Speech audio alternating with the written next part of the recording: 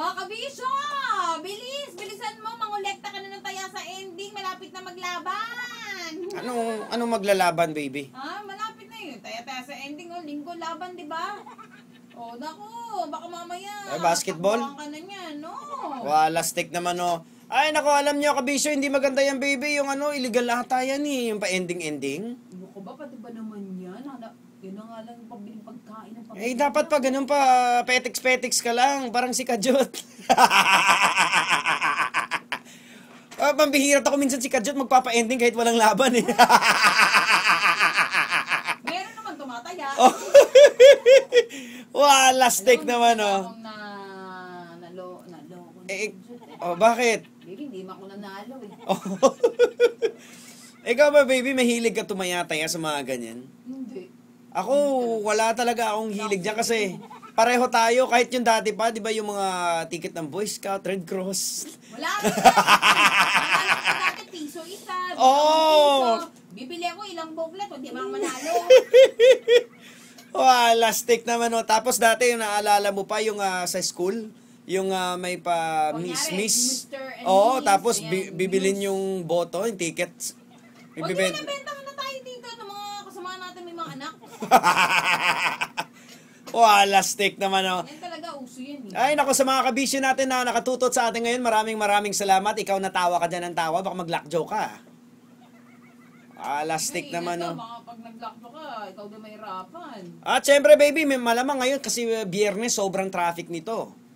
At sa mga nakipagsiksikan ngayon, magbigay tayo ng tip, baby, sa mga nasa bus ngayon na nakatayo. Naku, ingat kayo, mga pitakan nyo, mga ATM nyo. Ayan. Tsaka syempre, Sweldo, baby, paalala natin sa mga kabisyo natin, ha? sweldo ba ngayon? Sweldo, hindi ko naman alam yun. Hindi ko. Kasi sinasanla mo, ATM mo. Stick, kailangan, baby. Kasi hindi ka makakapasok sa Ay. house mo. Stick naman, nandun sa landlady ko yung ATM ko. Ayan. Sigurado, baby, ang ang bayan. Oo. Tama yan. Kasi alam mo ang problema sa atin kuminsan, kaya nababaon sa utang kasi ang ginagawa, halimbawa, yung kita mo, sweldo mo, tapos expenses, tapos yung equals doon, ang pinakadulo is yung ipon. So, mangyayari, dahil naubos mo na, utang ka. Mali yung formula, baby, ang tinuturo ng mga economist na dapat daw na formula natin sa pagpapatabo ng ating pinansyal na pera, yung kita, minus, kita, plus ipon equals expenses. Ganun dapat. Kita plus ipon equals expenses. So, yung kita mo plus yung iipon, yung gastos mo. Ayan. Tapos, yung ipunin mo, dapat isave mo na yan, eh. So, yung matitira, yun yung pang expenses mo. Alam mo, baby, sa sobrang komplikado, ko naintindihan. Kabisyo, bakit? Huwag kang magmatalino. Naintindihan mo? Paliwanag mo sa akin. Ulitin natin yan, i-clear natin ito kasi nakakatulong to sa mga kabisyo natin. Di ba? Yung kita natin, yung mga sweldo natin. Tapos, minus ipon. Babawas mo yung ipon mo. Correct. Equals expenses. Equals expenses ng mga... So, kumbaga... Ipon sa iyoko niya. Sumasakit ulo mo. Ako nga din, eh. Hindi ko alam kung anong pinagsasabi ko. Baby, gutom lang yan. Hindi, nakita ko lang sa TV. Hindi ko na maintindihan. Intindihin mo kasi. Sweldo. Di ba yung sweldo mo? Buti tayo ng papadjak dito. Yung sweldo mo, ibabawas mo na doon yung ipon. May ipon ka na baka?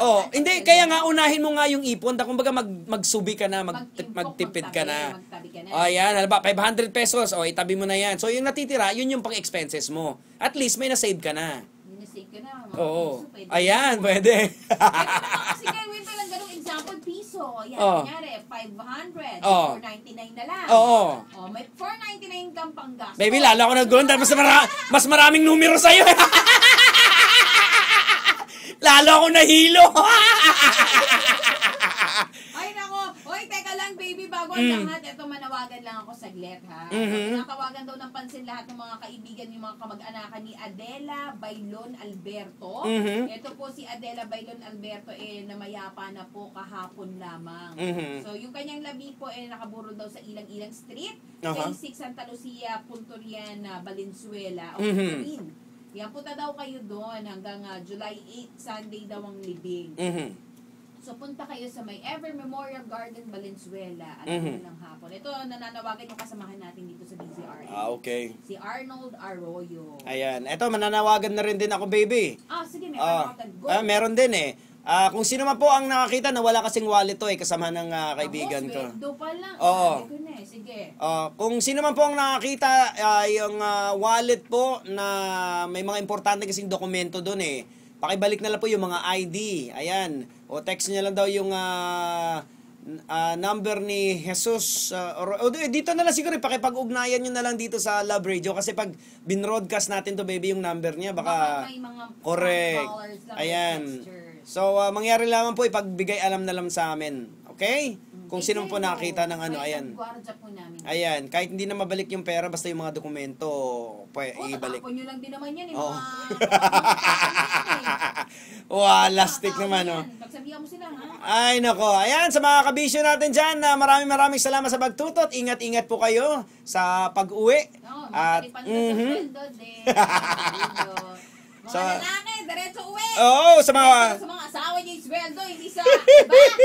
Sa mga hold-upper, ingat kayo. Huwag kayo papahuli, ha. Baka mapano kayo.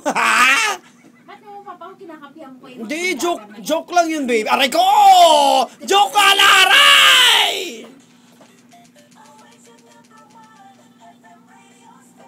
Salamat sa iyong support, Al Kabisyo, dahil sa'yo 10 years at tayong #1.